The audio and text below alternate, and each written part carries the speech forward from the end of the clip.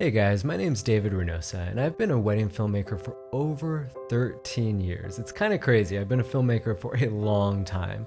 And in that time, I've seen so many wedding businesses come and go. And the sad reality is that most wedding filmmaking businesses are kind of set up to be disposable. They are, up and running, they look like they're going great, and then 2 years in, they're done, they've closed their doors, and you never hear about them again. And so in this video, I really wanted to talk about what are the 5 things that I've seen in my whole years in the industry, because I have seen a lot. And I've noticed 5 specific things that really set apart the disposable wedding businesses from businesses that truly last. Because if you're watching this video, I assume you don't just want a business that you can kind of like open and then 2 years later you closed. You want a business that truly provides value to the clients that you're serving. You want a business that brings lasting joy and peace and rest, and that fuels your passion for creating true art. And that's what I want to talk about in this video, are those 5 things that I have just really noticed sets those businesses apart. All right, so the first thing that I notice in truly lasting businesses, wedding businesses specifically, is they focus on passion. I mean, this is where we all start. We go on an amazing vacation, or we get, a friend who says, hey, can you shoot my wedding? Or, we get the new iPhone and we just fall in love with the video or the photo capabilities. And we're like, oh my goodness, I want to be an artist. I want to shoot weddings. And we're filled with all this excitement. And then the first year goes by, we're pumped. And then the second year happens. And the third year happens, and by the 4th year, we're literally taking any job that comes our way just so that we can pay rent, just so we can pay food, and we're no longer doing it for the art of it, we're no longer doing it for the passion of it, we're just doing it to pay the bills. And I can 100% tell you that the quickest way to end a business is to switch from the passion mindset to the money-making mindset, where all your focus is on how to optimize the money. Because I can look back in my career as a wedding filmmaker, and I've been in both buckets. I've been in the passion bucket and I've been in the money bucket. And whenever I'm in the money bucket, there's no amount of optimization, there's no amount of business books that I can read to truly pull my business out of that rut.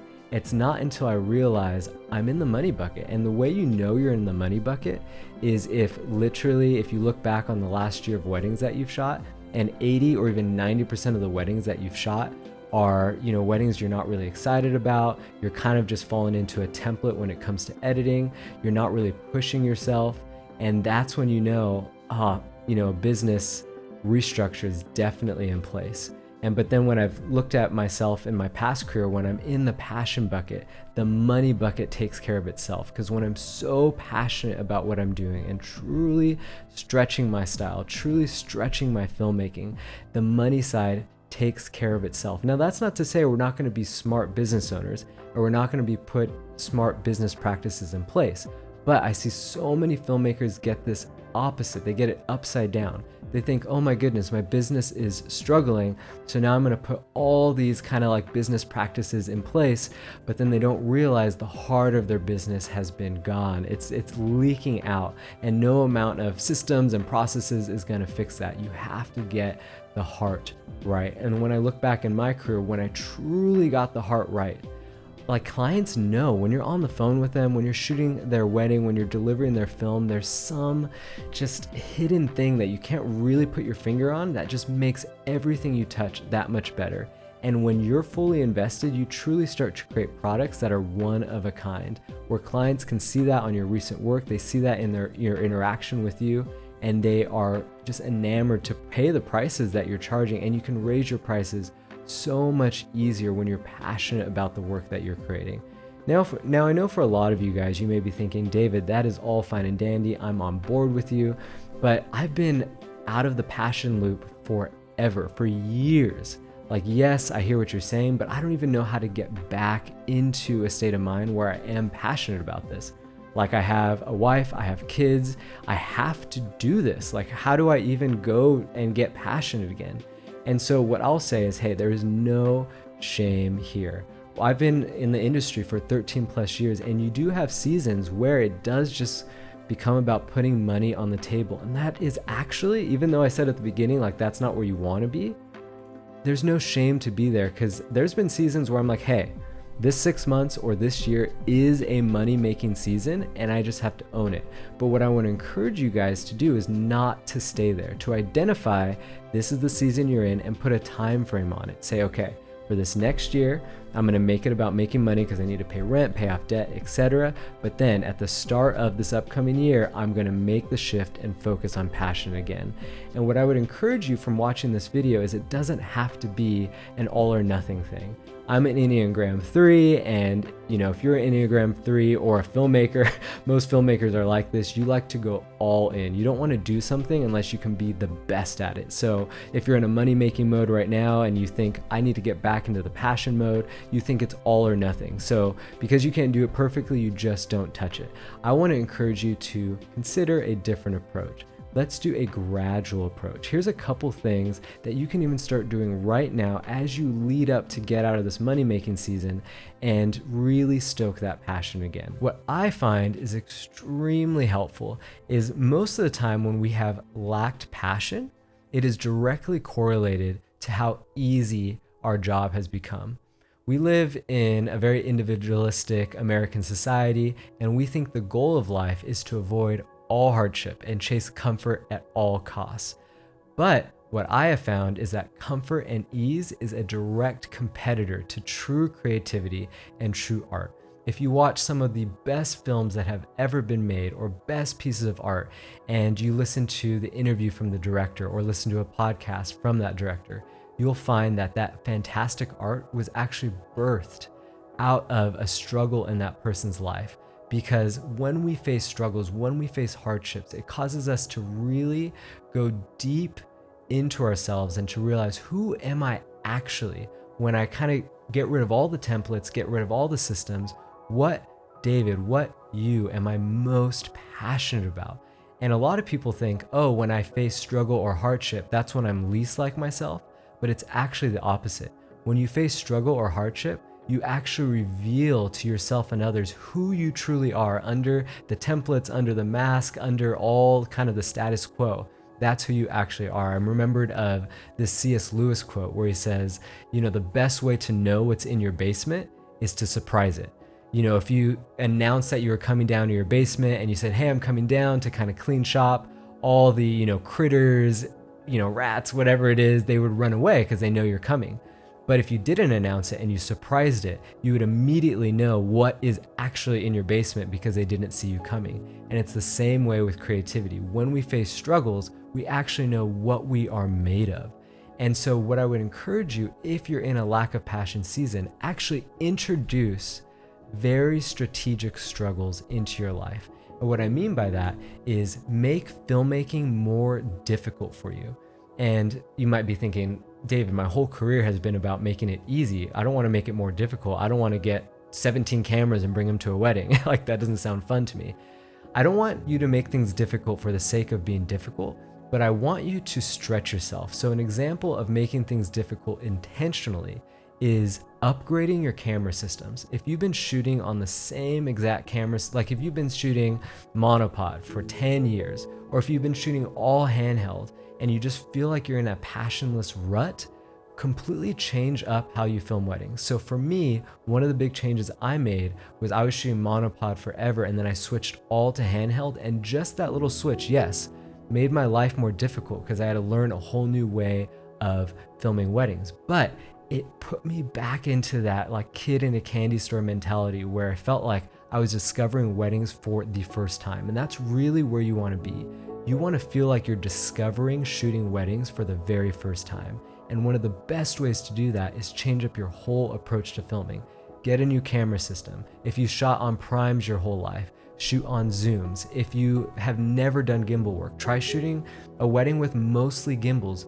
Rework those neural pathways to be excited about something new on a wedding day.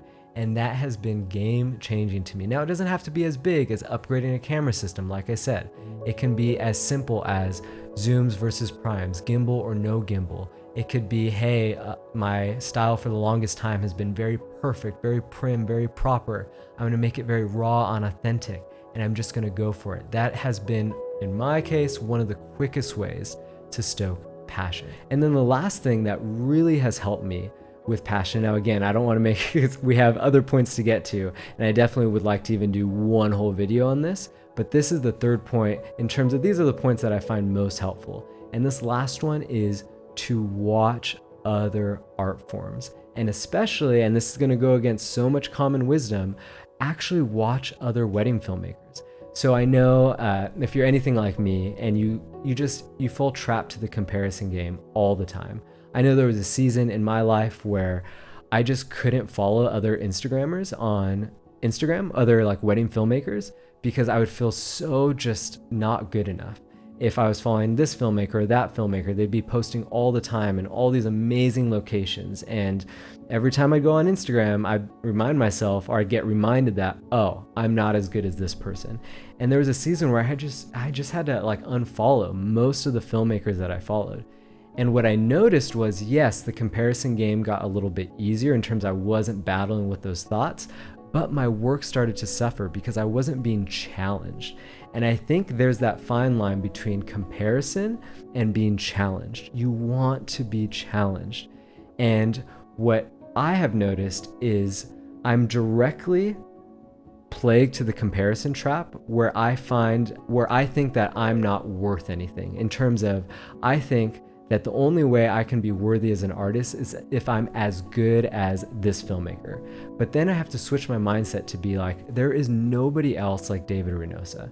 I was specifically created in this world at this time of place to do a very specific thing. No one else has the exact life experiences that I have. No one else has had the exact upbringing, the exact wins and struggles, and all of those things inspire my art and allow me to see a certain wedding day or a certain film in a totally different way. And if I realize that, if I realize I have something truly unique to bring to the world, I can look at other people who are doing amazing work and I can learn from them instead of trying to be them, because I know I never will be, and I need to be the best version that God has created me to be. And so I would challenge you, a great way to stoke the passion is to start watching other wedding films and let them challenge you. Like, again, I talked about true creativity actually comes from making yourself uncomfortable. Now, I know a lot of people have probably told you, oh yeah, watch films and you'll feel so inspired, you'll feel great, you'll feel passionate. But actually, as you start to watch other wedding films, more than likely, the first day that you do it, you may feel kind of bummed. And you might be like, what? I'm feeling bummed. David said I'd feel amazing and inspired. But it's kind of like the whole idea of the J curve. So if you think about the letter J, it goes like this and it goes up. You start here on the kind of lower part of the J. And in order to get to the top of the J, you have to go down before you go up to the top. And when you are chasing that road of where you're unpassionate and getting to the passionate spot, you need to go down that valley. And that valley is watching some of those films and being honest with yourself and realizing, I might not actually be as good as I thought I was. But instead of letting that put you into depression and anxiety, let it challenge you, let it inspire you, let it be something that actually spurs you to be better, saying, oh my goodness, I'm not as good as I want to be. And instead of saying, okay, well, I'm just going to pack up shop, burn all my camera gear and go live in the woods in a cabin, say, wow, this is inspiring. This gives me a goal to chase after. Because what I have found, I am the most passionate when I have a goal and when I realize I can actually meet that goal and I'm not meeting it currently. If your goal is just to get better, that's not inspiring. That won't actually stir up passion within you. And what I've realized is humans have unique capability, I said that a little weird. We have the unique capability to chase after a dream and a goal. And when we are not there yet, we use our creativity to get there. And so watch those films and realize I'm not there, and you'll be surprised at how much passion gets stoked within you to chase after that goal, and you will become a much better filmmaker. And so those are my tips those are the things that I have personally done, that I've coached other filmmakers through, that has really stoked the flames of passion in their filmmaking career. And next on this list is sales. Now, if you're an artist, you probably hear the word sales and you're kind of just like, I don't want to be that used, sleazy car salesman. Count me out of it. But, I will say, for me in my business and so many other people that I've coached, Learning how to do sales rightly has been the one thing that cements their business, mine included and others, into a truly lasting business. And there's a way to do it to where it is authentic, it's real, to where you're on the phone with couples and at the end of the call, they're not saying, "Oh my goodness, I'm just so glad you stopped selling to me." They're actually wanting to sign. They're wanting to pay even more than you think you're even worth. That is the true power of sales. So right now, what I want to kind of do is just change your mindset, because that's where it really starts. If you think of sales as a way of twisting someone's arm and manipulating them to buy something that they don't really need, you're always going to be in a rut in your business. I want to flip the script on you. I want you to see sales as an act of service. If sales didn't exist in the world, we wouldn't have the world, because all sales is identifying someone's problem and actually creating a solution to help them with that problem. And if you had a problem that was extremely difficult and someone said, "Hey, let me ask you a bunch of questions about your problem and let me build a product to solve it," you wouldn't feel like you were talking to a sleazy salesman. You would feel like you're talking to your best friend in the universe. And that's what sales does. So another example would be, say if you go to a doctor's office and you have been really suffering with a headache. You go to Dr. A and you say, "I've been really suffering with this headache. I've tried all these things. I've gone to so many other doctors." And they're kind of have their clipboard and they're just saying, "Okay, maybe they check their phone. Maybe they're playing Angry Birds. Maybe they're not even paying attention." And they just write something on a piece of paper and say, "Okay, here's your prescription." And literally it takes 2 minutes. And you didn't feel seen and heard. It's the same prescription that you've gotten from 5 other doctors. You're upset. You're like, "Why didn't you do more? This is not what I needed." But you go to Dr. B and you say, "Hey, I have a headache. I've been to all these doctors." And instead of doing what Dr. A did, he takes an hour and a half with you and he asks you so many questions. He says, "Okay, when did this start? What have you tried before?" He's writing everything down. He's really paying attention to you. He is saying, "Okay, have you tried this medicine, that medicine?" And then at the end of the whole thing, he prescribes something to you that is unique to what you're struggling with, and it actually works. That is what sales is. It's asking the right questions and giving a solution to a problem that actually works to solve that person's problem. And when you do that with potential wedding couples, they will almost have no choice but to book with you. And so really get to understand sales as an act of service rather than twisting someone's arm and manipulating them.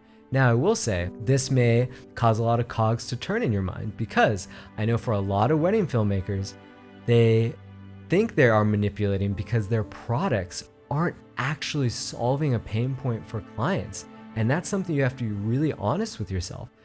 Are my films that I'm making actually helping someone, or are they kind of just run-of-the-mill basic films that don't really solve a problem? And if that's the case, you really got to work on your product and really figure out, how can I better make this product so that when a client comes with a problem, like they want their wedding film to be this certain way, they want their wedding day to be captured this certain way, you can actually position your films as being a solution. And so one of my best tips for this is, if you aren't doing this already, instead of just sending pricing and packaging over the email, like if someone inquires and you just shoot out packaging and pricing, start getting on the phone with your couples. Now, this may be scary. I really want to start you guys at ground zero on this. Even if you don't have a structure in place for how you're going to do this, this is the easiest way to do it. So on your inquiry form, just say, you could start with, what's the range for your wedding? What's the investment range? And if someone inquires and that range is within a doable limit for you for your packaging and pricing, instead of just sending packages to them, get on the phone, say, "Hey, we really like to have a custom quote for our clients. We really want to make sure we're a good fit. And so I'd love to hop on the phone with you, use a tool like Calendly, or I know Honeybook also has a scheduling tool, and get them on the phone. And just act like a very curious, excited friend. Act like you're one of their friends and they're telling you all about their wedding day. I want you to ask questions about, what are they excited about for their wedding day? What are they looking for in a wedding filmmaker? And really, really listen to them. That is what's missing in so many filmmakers' arsenals, is we don't know how to listen. We just want to make the coolest films in the world. No, get on the phone with your potential couple and listen. And then at the end of the phone call, Then talk about your pricing and packaging, and talk about it in such a way, just like the doctor example, where it feels like a solution to their problems. Now, if you can do this, if you can change your mindset about sales and you can start doing these calls in a very authentic way, you're going to notice that your business is really, it's one of the things that I've noticed myself and through coaching others, that it really changes your business overnight. And if you do that over months, over years and years, you're going to find yourself having a truly lasting business, because this is the engine that really makes sure that you get more referrals, more bookings, and have a business 5 years from now that's doing more sales than you ever thought possible. Now, next is realizing that you're actually in the luxury market. Now, I know the word luxury is being thrown around all over the place right now. It's a very trending word, but I think there's a little bit of a misconception around the word luxury. So a lot of people think luxury means a certain style. They think that luxury is bright and airy, looking like old money, big mansions, just very pretty people, luxury. The idea that luxury is a style, but there's nothing further from the truth when it comes to that. Luxury isn't a style. Luxury is an experience and a quality of a certain product. And so if you think about it, when it comes to filmmaking, when it comes specifically to wedding filmmaking, like it or not, a wedding film is a luxury, because most couples, if they're gonna get a wedding film, they're probably gonna have more money than a typical couple. If they had to choose between wedding photo and wedding film, 9 out of 10 couples will choose wedding photo, and they'll only get wedding film if they actually have the budget for it. And the couples that have the budget for it are gonna have typically more expensive weddings. And if you even think about it, if you even kind of pull back the curtain even more, even having a wedding that has opulent florals and a pretty dress and really put money and thought into all the decor, that is a luxury. That is something that has become newer. The people that are spending more and more money on weddings, having $50,000 weddings, $150,000 weddings, $200,000 weddings, those are becoming more of the norm. That is a luxury. And so just to realize that wedding filmmaking in general is actually a luxury service. It is something that not a typical person will get. And so that is, I think, the first step of the process. And the reason I want you to think about your services as luxury is because luxury goods cost more money than basic goods.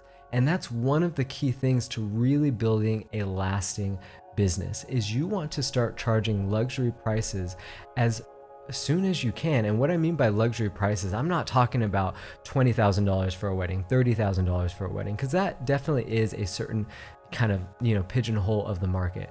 But what I'm really talking about is not charging, under $5,000 for a wedding. You really want to get to that $5,000 to $10,000 range as soon as you can. That is one of the keys to building a lasting business. So if you're at $2,500 right now, if you're at $1,500, if you're at $3,500, I want your average booking to be at $5,000. Now you may be thinking, David, that's crazy. I don't know how I'm going to do that. It is way more possible than you think. What I have noticed is for a lot of people who really want a talented filmmaker at their wedding, they want someone with a very distinct style and a very distinct brand, their kind of baseline expectations for that is around $5,000.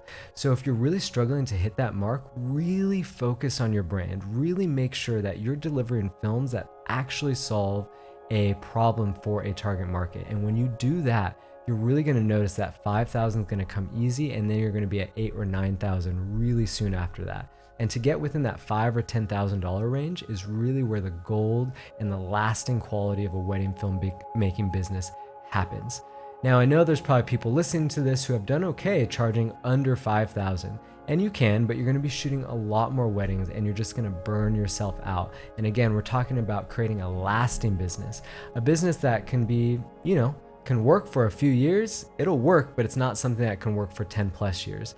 And so really considering yourself as a luxury service and charging those more high-end prices is where you're going to want to be. Because when you're charging above around $5,000 or $6,000 or $7,000, hitting that $100,000 a year mark is so much easier. And the last thing that kind of comes to mind, I mean, again, this whole idea of a luxury service, there's so much to say here, but these are the key things. And the last thing I want to say is luxury services are all about experience. So when you started filmmaking, oftentimes you would just say, okay, I'm going to show up at this wedding and I'm going to give them a wedding film. You didn't really think a whole lot about what is the couple's experience when they first inquire with me, when I get on the phone with them, how I act on the day, how do I dress, how do I, think about the music choices and all those things like that. When you buy something very luxury, I think the word that comes to mind is experience, and a tailored experience. And so if I were to go buy a suit, and if I were just to get a cheaper suit, it wouldn't be very tailored to me.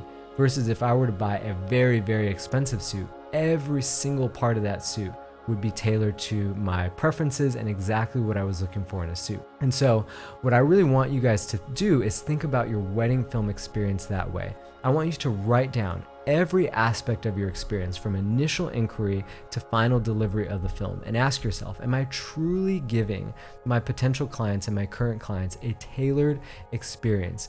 And what I have found with luxury services, the more luxury it is, the more they take off of the consumer's plate and the more they handle for you. And so think about in your business, what can you make more tailored? What can you take more stress out of potential clients' world and life in the wedding filmmaking process? And I also want you to think about your films. If every one of your films is kind of a template and they all look the same, that could be a problem. You really want to say, am I really tailoring these films to every individual couple? And what I've noticed as well as that mindset shift to more luxury is think about like a handbag or shoes. If I were again to go to Nordstrom and get a non-tailored boot, it's going to be maybe $50 to $100, but I have a certain expectation for that boot. I need it immediately. I need it, and I want to go to Nordstrom and just buy it. And Nordstrom, if you're watching this out of country, is kind of a big department store here in the States. And so that's the experience I expect. But if I'm going to spend $500 for a boot, I'm expecting a way more tailored experience. And I'm also kind of expecting it to take longer for me to get that shoe because I really want a craftsman working on that shoe. I really want them putting in hours so that I get something truly unique. And that's another mindset shift that I see in so many wedding filmmakers. They don't view themselves as a luxury service.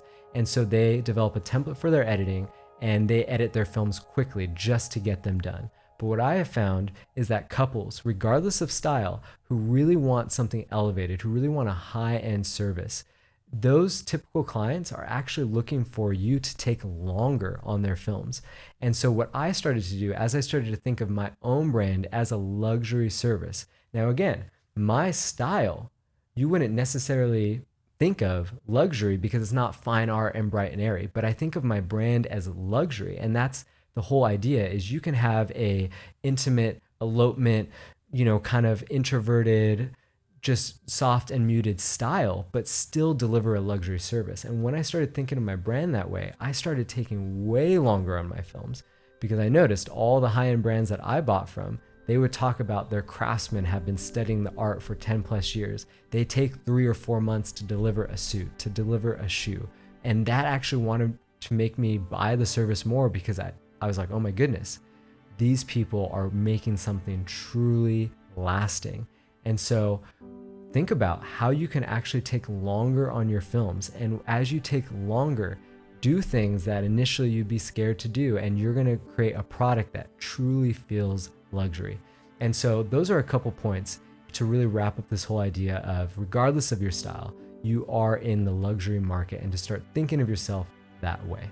Now, next up is finances. Now, I find that most filmmakers who have a business 1 or 2 years in and then they just close up shop don't think about finances. Now, finances can be very complicated, but I'll make it really simple of the things that I've noticed that make the biggest difference. And the very first one is do not have debt. Do not take on debt for gear. Do not take on debt for office space. Do not take on debt for a new computer. It is not worth it. Having debt is like being in a boat and needing to get to the other side. And as you're rowing to the other side, there's someone literally poking holes in the boat all the way to the other side. You're more than likely not going to make it. And if you make it, you're going to be exhausted and you're not going to want to do anything else ever again. So please stay out of debt. And the next one is never 100%ing. And what I mean by this is, say you're a wedding filmmaker and you make $50,000 a year or $100,000 or $300,000 a year. Most filmmakers spend $100 or $100 plus percent of their income. So if they made 100,000 a year, they're maybe spending 120,000 a year because they're buying gear or paying off debt or things like that. And the only way to truly succeed at money is never 100%ing. So what I recommend to filmmakers, if you 100% of your income, you only spend 70 to 80% of that. And the last 20% is to pay off debt, is to save, is to invest. That is key. Now, I get that there will be certain years where you're going to need to spend a little bit more, but it should not be the norm. And then the last thing that has really helped me, and I know so many other filmmakers, really succeed in their business when it comes to finances, is after that debt is paid down, start to invest as little as you can into a total stock market index fund or something like that, and you will be surprised at how much your money will grow. Now, I plan to do a whole video just on that topic alone, but just really quickly here. If you are, 25 right now, or in your 20s, between 20 and 30, if you put in, say, a starting investment of around, $3,000 to $5,000, and then every month from now until the age of 65, you only put in $500 or so a month into your investment. Let's say that would be 30 or so years, you would have had put in your own cash around $100, maybe $200,000. But because your money is in the stock market, that money would have grown to somewhere close to $1.5, $1.7 million at around a 10% rate of return. And that is mind-blowing. That is really how you create something that lasts, to where at the end of all your years working, you could have something to show for it. So again, I plan to do a whole video kind of detailing that, but investing is huge. So last on this list, and arguably the most important, is to pray and trust God. So I'm a Christian, and I know that nothing happens in my business or my personal life without God allowing it to happen. And so I know if I need anything, I always go to Him first. And one thing that truly changed the game for me and has really allowed me to weather so many storms is, one, whatever happens in my business, I know that I am fully loved and fully valued and considered worthy by God. And that completely has nothing to do with whether my business is succeeding or failing financially or artistically in a certain season, in a certain period. And that has helped so much to weather any storm and truly create a lasting business to where I know I can get through anything because He is on my side. And also praying. I have started to, if there's anything that I need in my business, writing specific prayers down. If it's more leads, if it's more bookings, if it's, more artistic wisdom, I will ask specifically for that because I know He is the person who gives all those things. So those are all the things that I have personally used to create a lasting wedding filmmaking brand and business. And I know they can do the same for you. Now, I also want to let you guys know that my Profitable Filmmaker course is launching extremely soon, literally within the next week or sooner. Now, this course is how to make $100,000 plus a year in any market, in any location, in any economy as a wedding filmmaker. Now, that $100,000 mark is just a baseline. We have students that have gone through the course that have far surpassed that. And I also just want to let you know that I more than likely, when this course launches, it's going to be at a certain price point that probably the next time it launches, I'm going to increase that price. So if you've been on the fence, if you've seen me talk about it before, now would be the perfect time to invest in the course. Now, my whole goal with this course is just like we've been talking about in this whole video, is not to teach you how to create a disposable business, but how to create a business that is lasting, that gives you true rest, true joy, where you can go into every single week saying, oh my goodness, I am stoked that I get to work with these certain clients, that I get to make these kind of films. A lot of the intro of the course is really just stoking that fire of passion. A lot of what we talked about here, I go way more in depth in terms of how to actually be passionate about what you're doing. I cover sales, I cover mindset, I cover profitability, advertising, website design, SEO. I cover all the aspects of running a successful business to get you to that $100,000 mark and beyond. And my heart with it all is to do it in a way that doesn't overwhelm you, in terms of where you know exactly what you need to be working on week after week to get to the goal that you want to get to. And there's also a whole mentorship component part of this course where I work pretty much directly with you on a daily basis, where you're sending website, I'm reviewing your website, I'm reviewing your films, I'm literally walking alongside you. And then once a month, we have group coaching calls. Now, these are not massive. These are small cohort-based group coaching calls where you feel seen and heard by me and the other students. These are not like hundreds of people. These are literally a small handful of students who are in the exact same place that you are in to help you reach your goals. And so if that sounds interesting to you, if you're like, David, that sounds exactly what I've needed and I've been looking for as I go into this next year, click the link below, get notified when the course drops. You'll find out way more information when the course is live about all the modules. And I do just want to say these modules are not like disposable modules. Each one of the modules, like sales or profitability or mindset or marketing or website design or SEO, I made each one to literally be worth the cost of the course alone. Like, that's how much time and effort I put into them, and you're gonna absolutely love them. So definitely put in your email below. Let me know if you have any questions on the course. You can shoot me an email at hello@theactive.co, or when the course launches, I will be on live chat on the website. So if you have any questions, let me know. And I cannot wait to walk alongside you and grow your business.